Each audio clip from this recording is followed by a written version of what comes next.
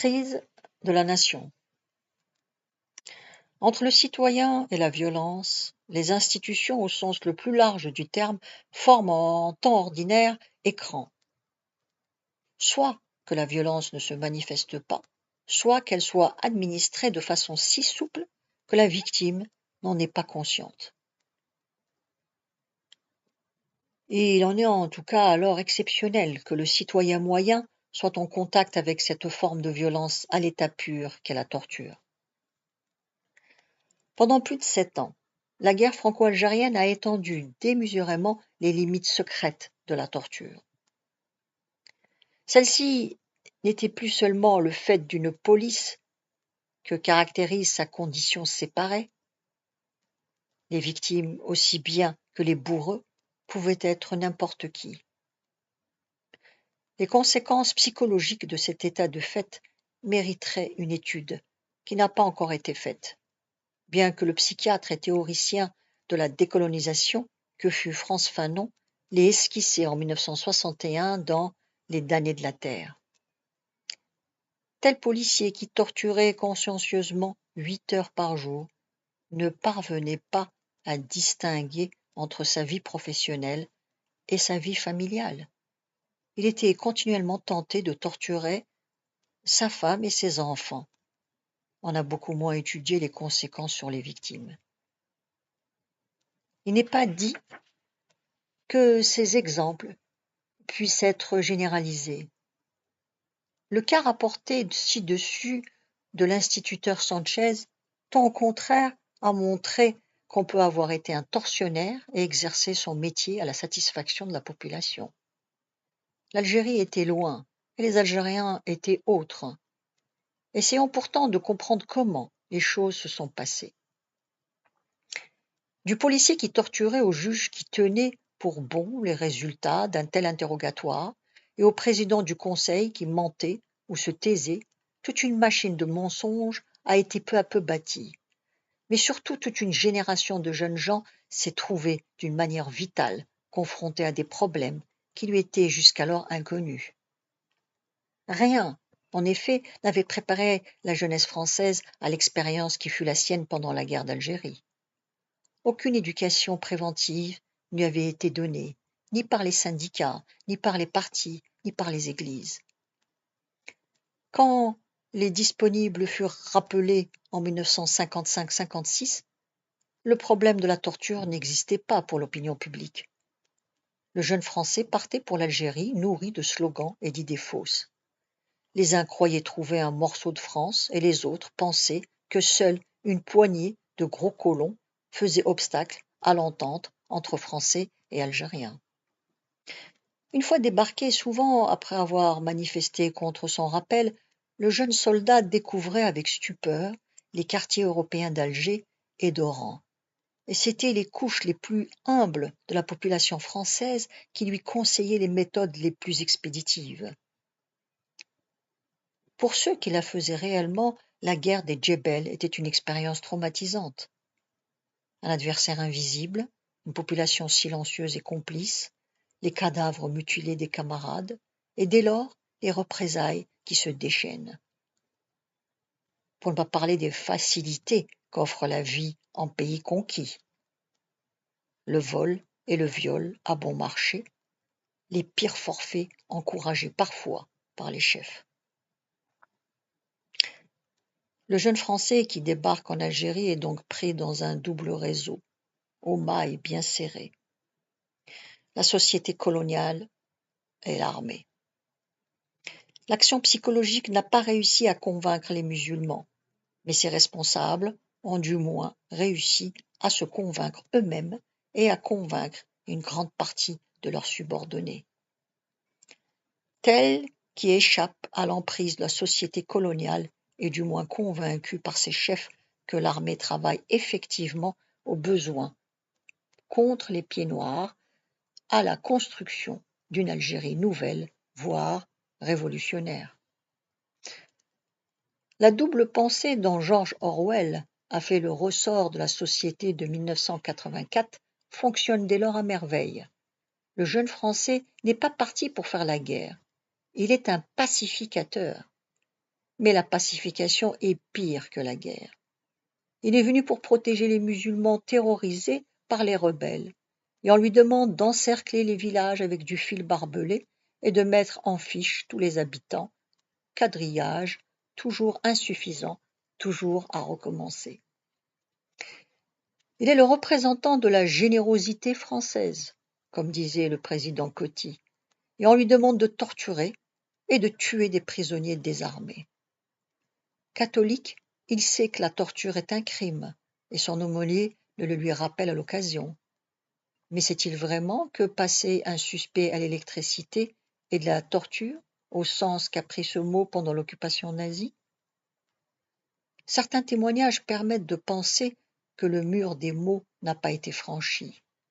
Au reste, il trouve aussi sur place des prêtres qui justifient, comme le RP de la rue, l'emploi de l'interrogatoire par force. Et il voit l'archevêque de Paris donner solennellement la communion au général Massu. Est-il ouvrier et marxiste? Il ne sait comment se comporter envers les flagas qui rappellent si peu les images d'Épinal des révolutions du XIXe siècle. Certes, ce que nous disons vaut surtout pour les premières années de la guerre. À partir de 1958, les églises et surtout les associations de jeunesse firent un effort pour fournir des normes de conduite à la jeunesse en armes.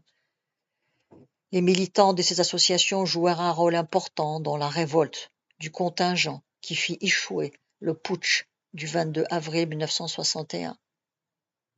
Mais peu de ces normes furent utiles quand les jeunes gens avaient à affronter le problème de la torture. Citons ici un document qui montrera mieux que n'importe quelle analyse comment un homme peut devenir un assassin et s'inventer en même temps des justifications. Il s'agit d'une lettre d'un jeune soldat rendue publique en 1958 par les prêtres ouvriers de la Mission de France.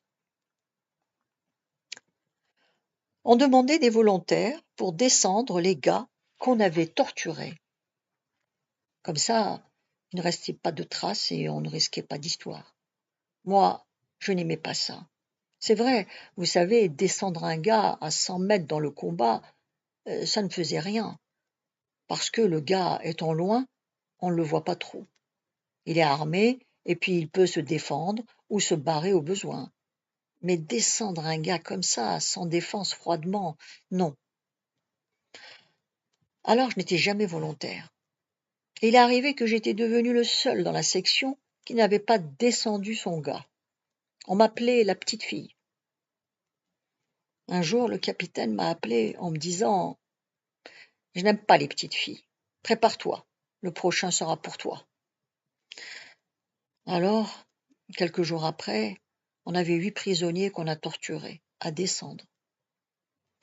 On m'a appelé, et devant tous les copains, on m'a dit « À toi la petite fille, vas-y. » Je me suis approché du gars. Il me regardait. Je vois encore ses yeux qui me regardaient. Ça me dégoûtait. J'ai tiré. Les copains ont descendu les autres. Après, ça me faisait moins drôle. C'est peut-être pas du boulot très propre, mais au fond, tous ces gars-là, ce sont des criminels quand on y réfléchit. Si on les relâche, ils recommencent. Ils tuent les vieillards, les femmes, les enfants. On ne peut quand même pas les laisser faire cela. Alors au fond, on nettoie le pays de toute la racaille. Et puis, ces gars-là, ils veulent le communisme. Alors, vous comprenez? Mécanisme psychologique très simple, on le voit, et qui relève plus de la psychologie des foules de Gustave Le Bon ou de l'imitation de Gabriel de Tarde que de Sigmund Freud. S'agit-il d'un cas individuel? Analogue en tout cas à beaucoup d'autres. Lisons par exemple ce qu'écrit Jean Cartat, un intellectuel de gauche, rédacteur à Témoignages chrétiens, dans un récit qu'il a intitulé L'engrenage. Lieutenant de réserve, il avait arrêté, après hésitation, un paysan, surpris sans pièce d'identité, et l'avait remis à un gendarme qui, par routine, l'avait soumis à la torture. Une semaine a passé, écrit Jean Cartat, à la fin de son récit. Je rencontre fréquemment ma jeune victime au château d'eau.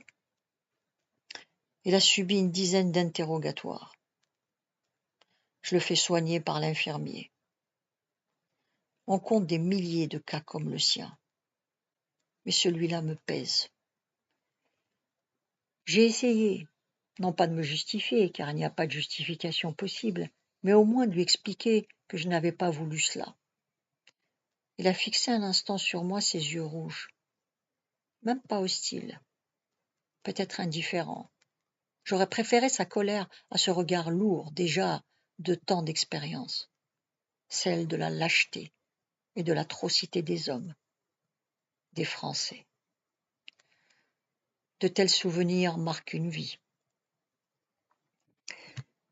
Ne schématisons pourtant pas ce que fut l'expérience de la jeunesse française en guerre. Beaucoup ne quittèrent pas leur caserne d'Alger et d'Oran et ne virent à peu près rien des réalités du conflit, du moins jusqu'aux journées tragiques qui suivirent la proclamation du cessez-le-feu, le 18 mars 62. D'autres officiers et soldats des SAS se consacrèrent à une sorte de scoutisme supérieur et rentrèrent la conscience au repos. Il y avait enfin les membres des troupes spéciales, parachutistes surtout, toujours sur la brèche et déshumanisés par la vie qu'ils menaient.